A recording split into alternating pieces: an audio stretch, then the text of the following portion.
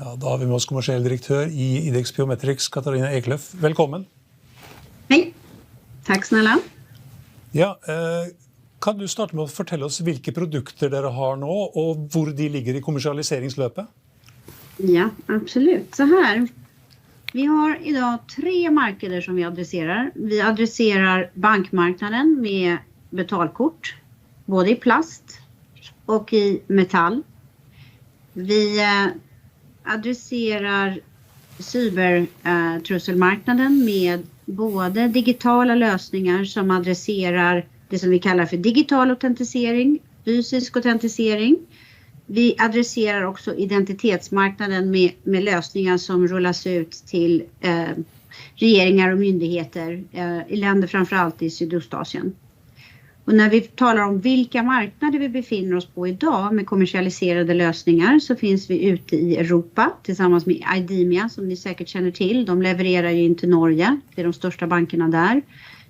IDEMIA finns med produkter ute i Frankrike, de finns i Mellanöstern, i Arabemiraterna, de finns också i Brasilien med tester. IDEX produkter kommer att rullas ut. Så vi har ju precis annonserat 4 marknader här under det senaste kvartalet. Och då börjar vi vår första stora lösning kommer ut i Bangladesh. Vi kommer prata om det. Den andra marknaden är i England där vi jobbar mot vi kallar dem visually impaired, så synnedsatta skulle jag säga. Och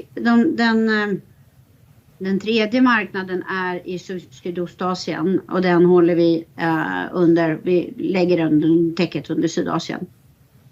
Vad är det som och så differentierar? Turkiet är viktigt, förlåt Marius. Turkiet är jätteviktigt, förlåt. Ja.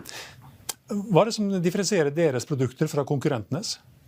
Ja, så ni vet säkert, biometri har ju funnits på den norska marknaden länge som ett utvecklingsområde och idag så finns det 4 spelare på marknaden. I Kina har ni Elan och Goodx och de gör väldigt enkla och simpla sensorer som används framförallt i mera osofistikerade lösningar. Och sen har ni Fingerprint Card som är svenskt som ni vet. Och skillnaden mellan IDEX, hur särskiljer vi oss? Vi har en integrerad lösning, det vill säga att IDEX levererar hela tjänsten. Så vi har rört oss från att från början bara leverera sensorn, så det är den själva elektroniska sensorn. Idag vad vi har som produkt och hur vi särskiljer oss, att vi gör både den biometriska sensorn, den matchande algoritmen som actually stämmer av att fingerprintet är verkligen det som den korthållaren innehåller. Vi har ett eget operativsystem och vi har en referenslösning som kortleverantörer runt om i världen kan leverera själva.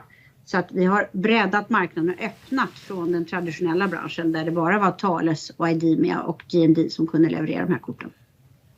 Kan du si noe om markedsandeler for de hovedformen for gjenkjenning, det er fingerprint, det er voice recognition og biometri? For voice recognition får vel litt problemer med AI, man kan drive og kopiere folks stemmer, så den er vel litt farligere. De vil jo kunne måtte miste markedsandeler, eller hva? Så här, först och främst så, om vi tar ett steg tillbaka och tittar på de här olika biometriska lösningarna som finns, så är ju den som är mest etablerad idag är ju Fingerprint Biometrics. Så då talar vi om det stora där ni vet när det går igenom säkerhetskontroller. Den biometrics är det som vi kallar för optisk biometri. Så det är där ni går igenom passkontrollen och lägger. Den läser av och gör ett fotografi på biometriska och jämför med en databas.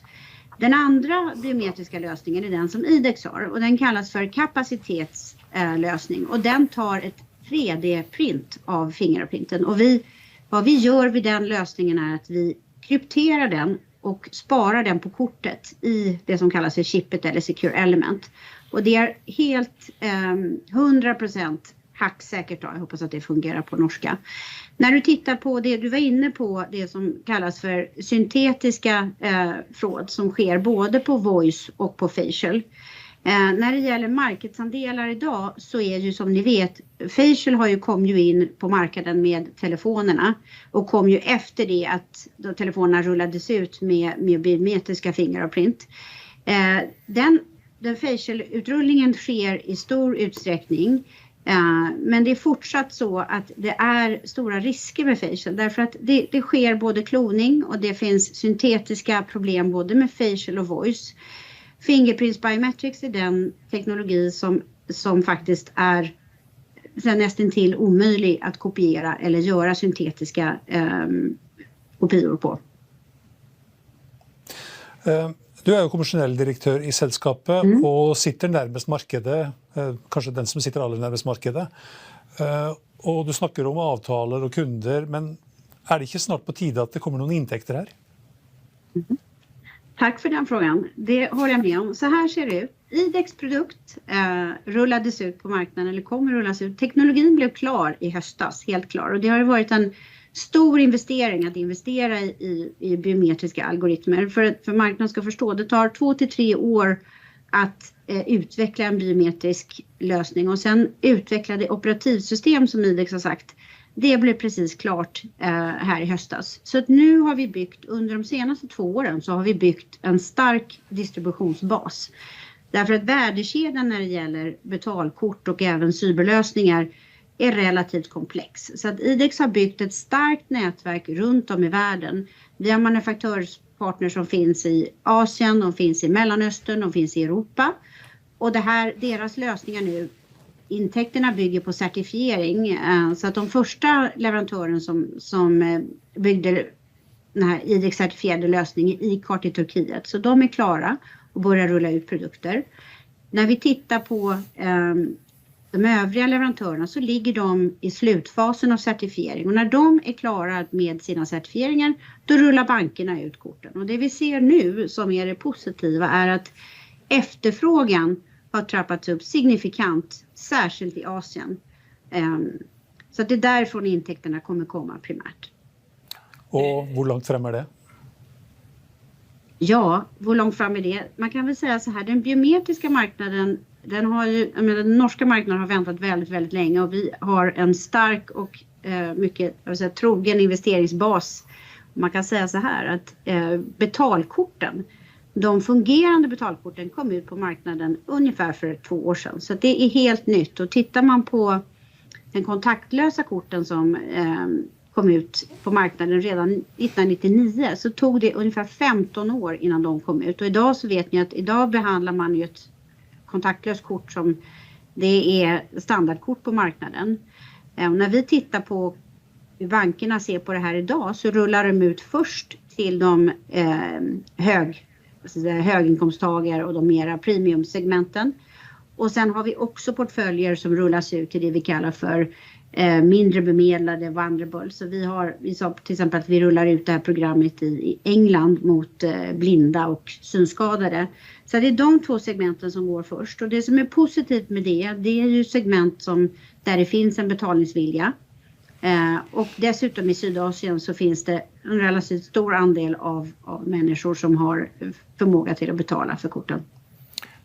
Tyrkia dyker ofta upp som testmarknad för nya digitala tjänster. Och helt tillbaka till när Pricer kom med sina digitala betalningar på butikshyllorna. Så alla var skeptiska när de hörde det att detta skulle testas i Tyrkia för de har ju låga kostnader och för färden ska man testa det.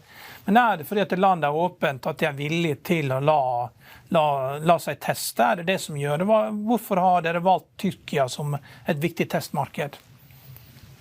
Jag är glad jag blir att du tar upp det på det här sättet för att du är helt rätt på. Turkiet är idag en av den främsta innovationsmarknaden jag skulle faktiskt säga i världen.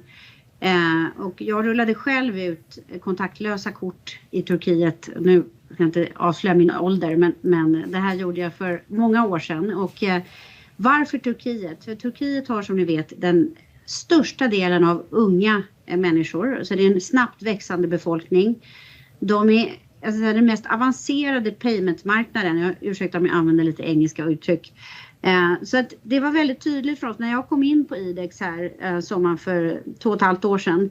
Så sa jag Turkiet måste vi börja med. För att Turkiet, alla banker tittar på den turkiska marknaden som en innovationsmarknad. Och ni såg ju nu här att Garanti Bank som är subsidiary till BBVA som är en av de största spanska bankerna. De har nu rullat ut full-fledged över hela portföljen och det finns lite turkisk reklam.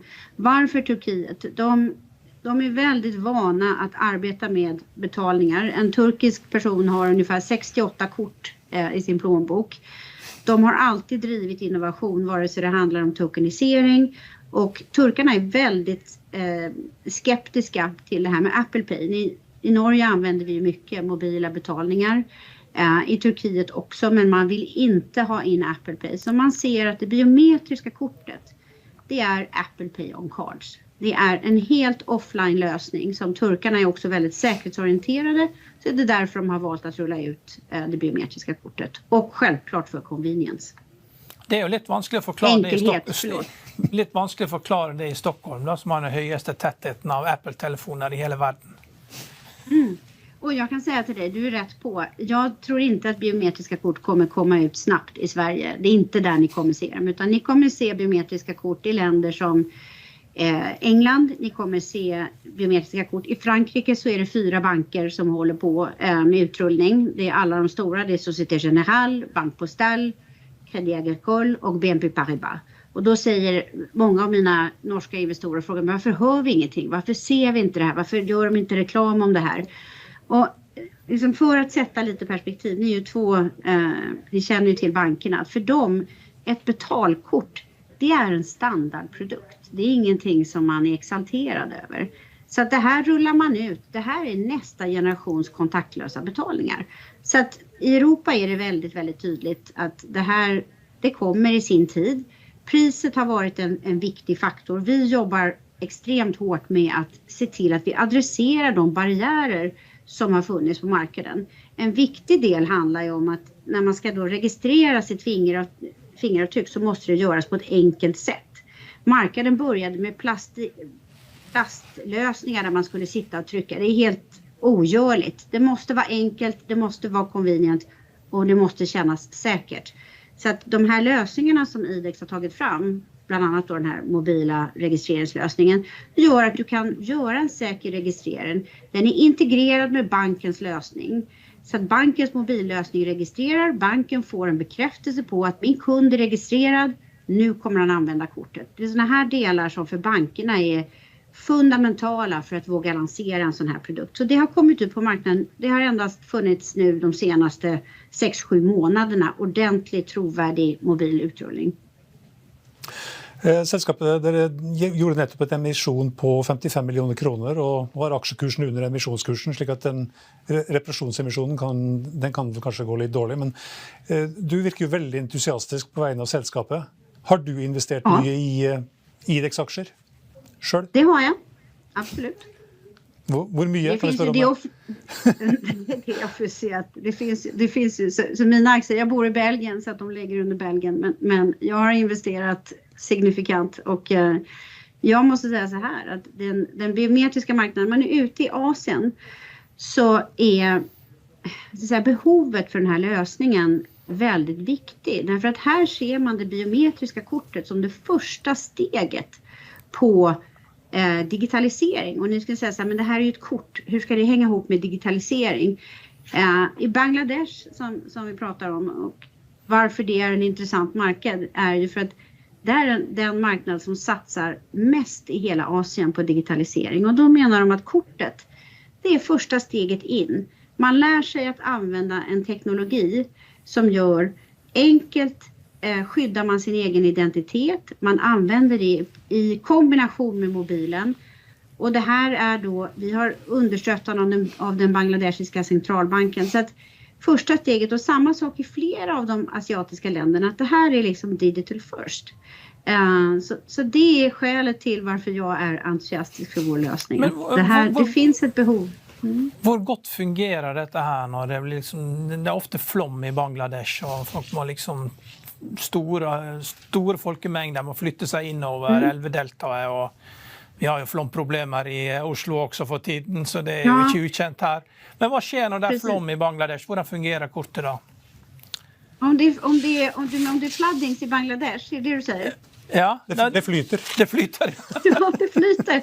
Du, Ja. Jag ska berätta för dig att jag kitesurfar och vi använder de biometriska korten går igenom samma säkerhetstester som ditt vanliga kreditkort eller debitkort som du har. Så att det går in i ugnen och det ligger i vatten, så att det gör ingen forskel om det är ett biometriskt kort eller vanligt. Så att det är mer problem med elektroniken än kortet. Det är mera terminalerna som har lite jobbigt om det blir vatten i terminalerna. Så att Okej. korten fungerar.